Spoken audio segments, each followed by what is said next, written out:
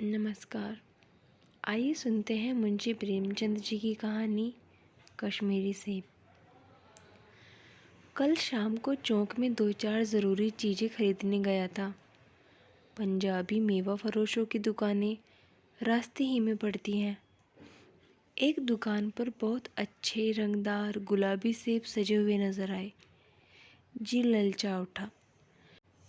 आजकल शिक्षित समाज में विटामिन और प्रोटीन के शब्दों में विचार करने की प्रवृत्ति हो गई है।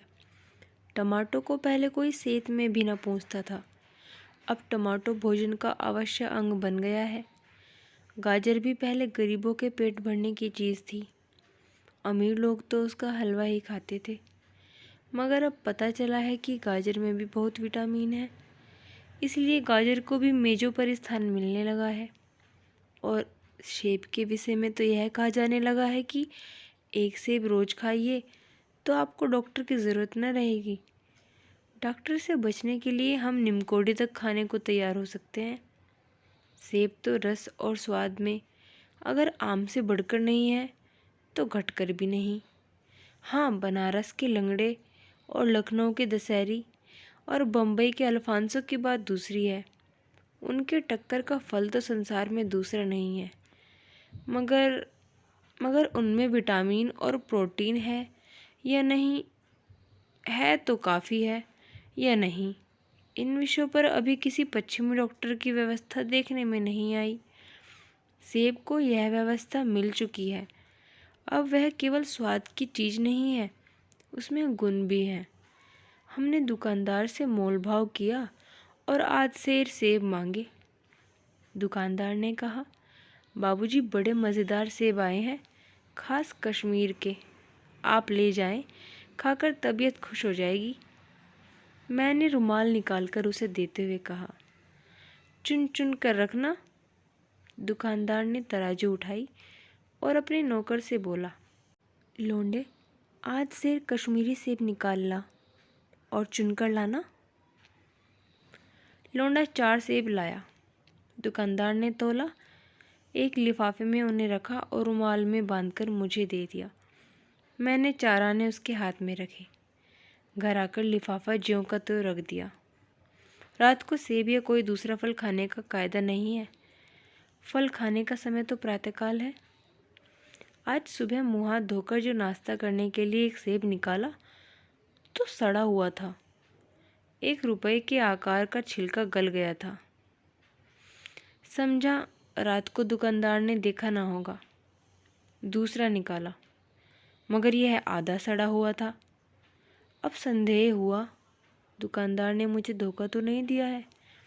तीसरा सेब निकाला, यह सड़ा तो ना था, मगर एक तरफ दबकर बिल्कुल पिचक गया।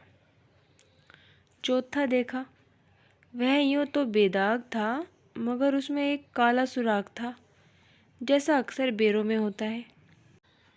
काटा तो भीतर वैसे ही धब्बे जैसे किडहे बेर में होते हैं।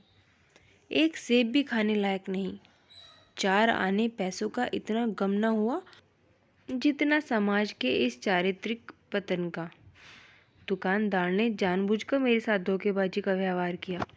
एक सेब सड़ा हुआ होता तो मैं उसको क्षमा के योग्य समझता, सोचता उसकी निगाह ना पड़ी होगी, मगर 4 के चारों खराब निकल जाए, यह तो साफ धोखा है।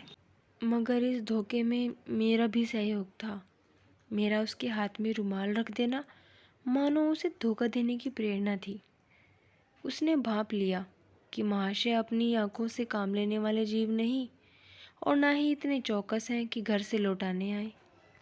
आदमी बेईमानी तभी करता जब उसे अवसर मिलता है। बेईमानी का अवसर देना, चाहे वह अपने ढीलेपन से हो या सहज विश्वास से, बेईमानी में सहयोग देना है। पढ़े लिखे बाबुओं और कर्मचारियों पर तो अब कोई विश्वास नहीं करता। किसी थाने या कचहरी या म्युनिसिपालिटी में चले जाइए, आपकी ऐसी दुर्गति होगी कि आप बड़ी से बड़ी हानि उठाकर भी उधर ना जाएंगे। व्यापारियों की साख अभी तक बनी हुई थी। यूँ तौल में चाहे छटाक आध छटाक कस लें, लेकिन आप उन्हें 5 की जगह भूल से 10 के नोट दे आते थे तो आपको घबराने की ज़रूरत न होती थी। आपके रुपए सुरक्षित थे। मुझे याद है, एक बार मैंने मुहर्रम के मेले में एक खोंचे वाले से एक पैसे की रेवड़ियाँ ली थी और पैसे की जगह अठन्नी दे आया था। घर आकर जब अपनी भूल मालूम हुई तो खोंचे वाले के पास दौड़ा गए। आशा नहीं थी कि वह अठन्नी लौटाएगा, लेकिन उसने प्रसन्नचित्त से अठन्नी लौटा दी और उल्टे मुझसे क्षमा मांगी। और यहाँ कश्मीरी सेब के नाम से सड़े हुए सेब बेचे जाते हैं। मुझे आशा है पाठक बाजार में जाकर मेरी तरह आंखें न बंद कर लिया करेंगे, नहीं उन्हें भी कश्मीरी सेब ही मिलेंगे। कहानी पसंद आई हो तो एक लाइक कर दीजिएगा और चैनल को सब्सक्राइब भी। धन्यवाद।